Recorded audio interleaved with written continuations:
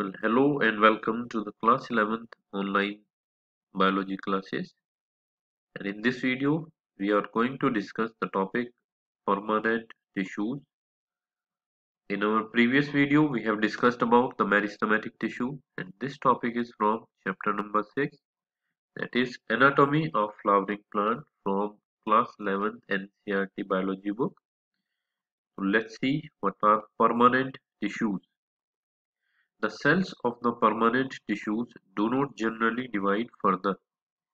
देखिए ये हमने जो प्रीवियस वीडियो में मेरिस्टेमेटिक सेल्स पढ़ी थी तो सबसे ज्यादा जो डिविजिबिलिटी होती है वो किसकी आती है मेरिस्टेमेटिक सेल के अंदर। अब उसके जस्ट बाद हम क्या देखते हैं कि परमानेंट टिश्यूज होते हैं। तो परमानेंट टिश्यू जनरली डिवाइड नहीं करेंगे। ठीक है, there is no division in permanent tissue.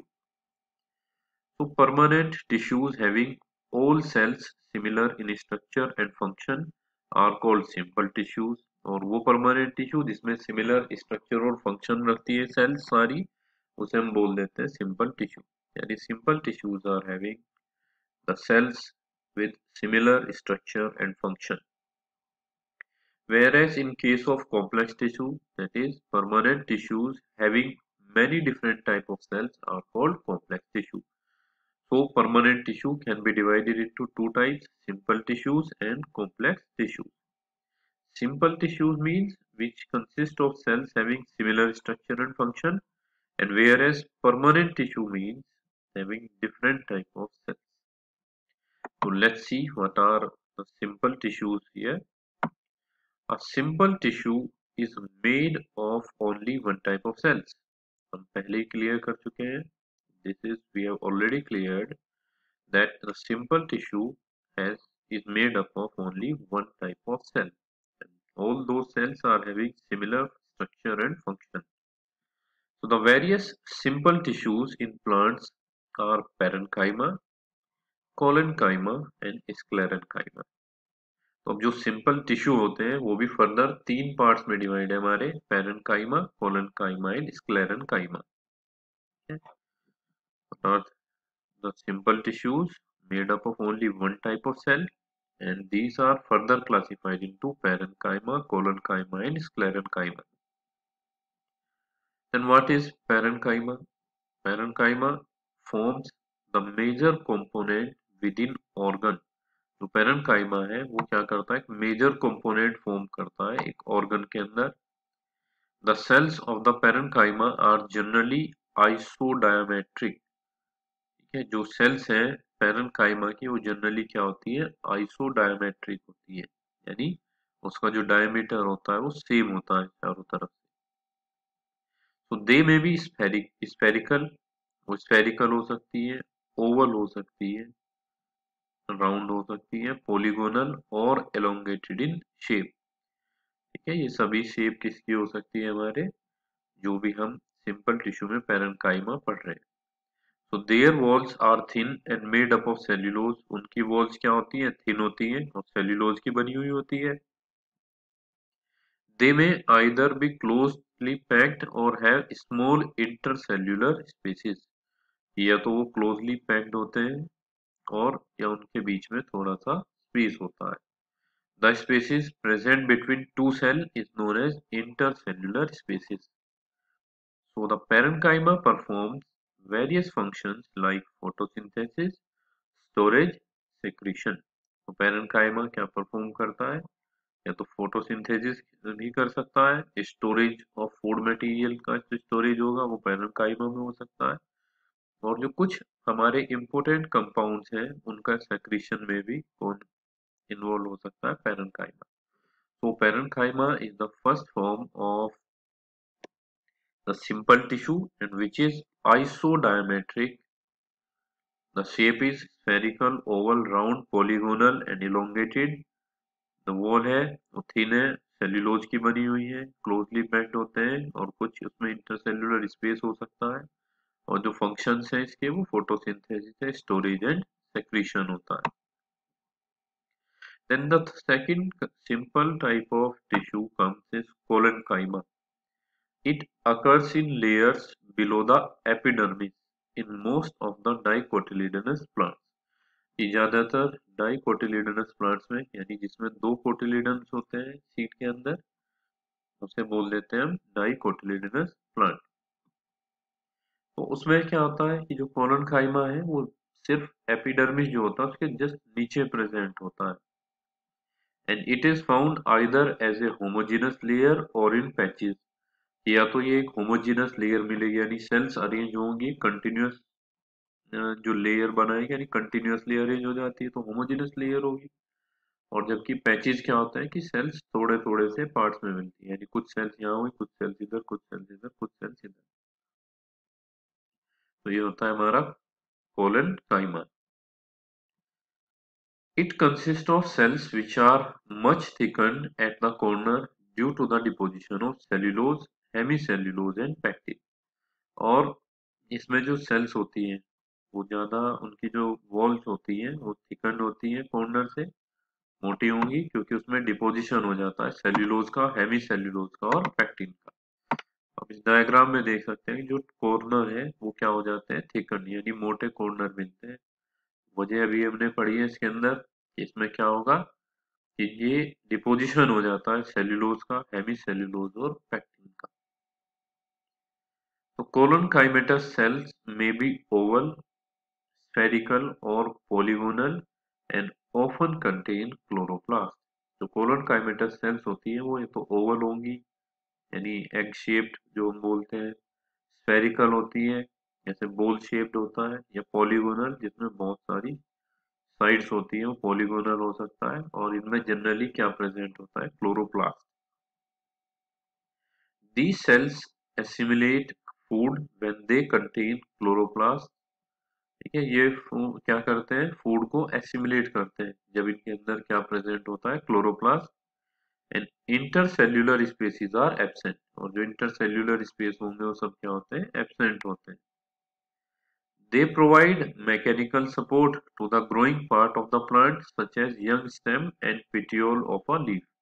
और ये क्या प्रोवाइड करते हैं, मैकेनिकल सपोर्ट प्रोवाइड करते हैं। ठीक है, इसको जो ग्रोइंग पार्ट हो रहे होते हैं प्लांट के, जैसे यंग स्टेम है या पेटियोल होता है लीफ का, ठीक है, उन सबको ये सपोर्ट प्रोवाइड करते हैं। कौन, कोलन काइमा। तो ये फंक्शन हो जाता है बाद में। तो कोलन काइमा जनरली एपिडर्मिस की लेयर के नीचे प्रेजेंट होता है डाइकोटिलिडनस प्लांट में, जिसे ये या तो होमोजेनस लेयर में मिलेगा या पैचेस में मिलता है। होमोजेनस लेयर का मतलब लगातार जो लेयर अरेंज है अगर सेल्स विदाउट एनी स्पेस तो उन्हें होमोजेनस लेयर, और अगर कुछ इंटरवल का स्पेस हो उसके बाद ये पैचेस में प्रेजेंट होती है, उसे पैचेस बोलते हैं। तो इसमें जो कॉर्नर होंगे वो थिकन होते हैं यानी मोटे होते हैं। वजह क्या है इसकी कि इसमें सेल्यूलोज, हेमी सेल्यूलोज और पेक्टिन का डिपोजिशन होता है। जो शेप होती है वो ओवल, स्फेरिकल या पॉलीगोनल हो सकती है। जो सेल्स होती है वो एसिमिलेट करती हैं फूड को अगर इनमें क्लोरोप्लास्ट प्रेजेंट होता है। और इनका जो काम है मेन, वो मैकेनिकल सपोर्ट प्रोवाइड करती है यंग स्टेम्स को। Then the next simple type of tissue is, simple permanent tissue is sclerenchyma, consist of long, narrow cells with thick and lignified cell walls having a few or numerous pits। तो जो ये sclerenchyma होता है वो long यानी लंबी, narrow यानी इनका जो ब्रॉडनेस है वो कम होता है, एंड थिक, जो थिक और लिग्निफाइड सेल वॉल्स होते हैं यानी लिग्निन भरा हुआ होता है इनके अंदर, ये मोटी सेल वॉल्स प्रेजेंट होती है। जो ल्यूमन है वो बहुत कम है इसके अंदर, ये थिक है। और इसके अंदर कुछ क्या होते हैं, पिट्स होते हैं, ये आपको दिखाई दे रहे हैं यहाँ पे, तो ये क्या होंगे, pits. They are usually dead and without protoplast. तो ये जो स्क्लेरेंकाइमस सेल्स होती है वो डेड कंसीडर की जाती है यानी बिना इनके क्या होता है, प्रोटोप्लास्ट नहीं होता। तो on the basis of variation in forms structure, तो on the basis of variation in the form structure, origin and development, sclerenchyma may be either fibers or sclerates। यानी अगर हम वेरिएशन देखते हैं, अगर स्ट्रक्चर में देखें इनका ओरिजिन कैसे हुआ है, डेवलपमेंट कैसे होता है, तो स्क्लेरेंकाइमा या तो फाइबर्स होते हैं या ये क्या होते हैं, स्क्लेरिड्स होते हैं। The fibres are thick walled, elongated and pointed cells generally occurring in groups in various parts of the plant. तो जो फाइबर्स होते हैं वो थिक वॉल्ड होते हैं, इलोंगेटेड होंगे यानी लंबे होते हैं, और इनमें क्या होते हैं, पॉइंटेड सेल्स होती है। और जनरली ये किस में अकर होती है, ग्रुप्स में, यानी बहुत सारे समूह में मिलेंगी ये। In various parts of the plant, plant के अलग अलग हिस्सों में मिलती है। जबकि sclereid cells are spherical, oval और सिलेंड्रिकल। ये क्या होंगी, स्फेरिकल हो सकती है, ओवल हो सकती है, या सिलेंड्रिकल होंगी। Highly thickened dead cells with very, यानी बहुत मोटी सेल वॉल होती है। आगे चलने से पहले इसको देख लेते हैं। ये जो स्क्लेरिड्स होते हैं, ये डायग्राम दे रखा है, इसमें ये ल्यूमन है, ये थिक वॉल दे रखी है इसकी यहाँ पे। तो स्क्लेरिड्स क्या होते हैं, स्फेरिकल है, ओवल है और सिलेंड्रिकल है। ये हाईली थिकन्ड डेड सेल्स होती है विद वेरी नैरो कैविटीज। इनमें जो कैविटीज होती है बहुत ही नैरो होती है। These are commonly found in the fruit walls of nuts। कि जो फ्रूट वॉल्स होती है नट की, उनमें प्रेजेंट होती है। Pulp of fruits like guava, pear and sapota, seed coats of legumes and leaves of tea. तो ये कहाँ पे मिलते हैं हमें, फ्रूट के जो वॉल्स होती है नट्स की, उनके अंदर। Pulp of fruit like guava, जो गुआवा है उसके जो अमरूद हम लेते हैं उसके पल्प में मिलता है। पियर के पल्प में या सपोटा के पल्प में मिलता है। सीड कोट्स ऑफ लेग्यूम, जो लेग्यूम फैमिली की हमारे पास प्लांट्स होते हैं उनके सीड कोट के अंदर मिलता है। इसके अलावा जो पत्ती होती है, चाय की पत्ती है, उसके अंदर मिलता है। तो sclerenchyma provides mechanical support to organs, यानी जो ऑर्गन्स होते हैं उसको मैकेनिकल सपोर्ट कौन प्रोवाइड करता है, sclerenchyma. So this is all about for this video।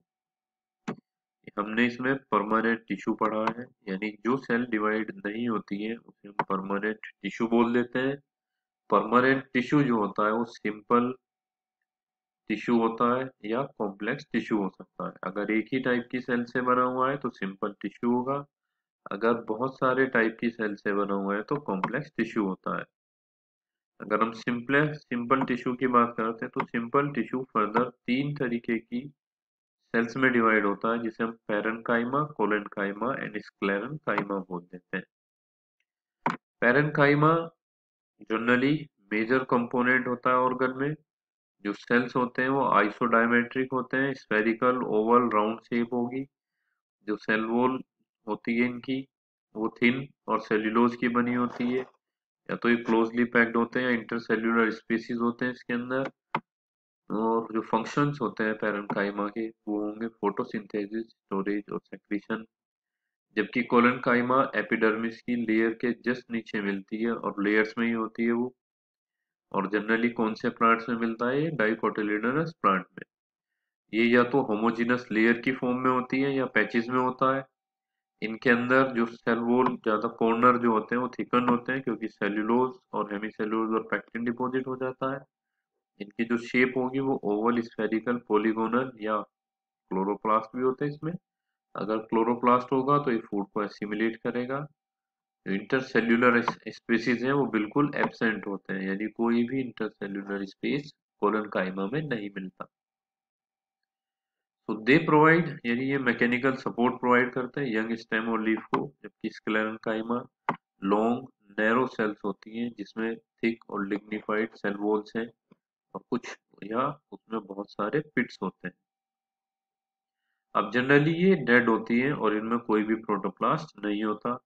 और वेरिएशन स्ट्रक्चर के बेसिस पे जो हमारी स्क्लेरेन्काइमा सेल है वो दो तरीके की होती है, फाइबर एंड स्क्लेराइड। जो फाइबर्स होंगे वो थिक वॉल्ड, इलोंगेटेड और पॉइंटेड सेल्स होती है, जनरली जो ग्रुप्स में मिलती है।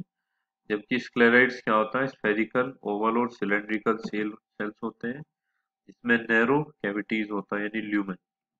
और ये कहाँ पे मिलते हैं, fruit walls of nut, pulps of fruit like guava, pear and sapota, seed coat of legumes and leaves of tea. Sclerenchyma mechanical support provide करता है। In our next video we will discuss complex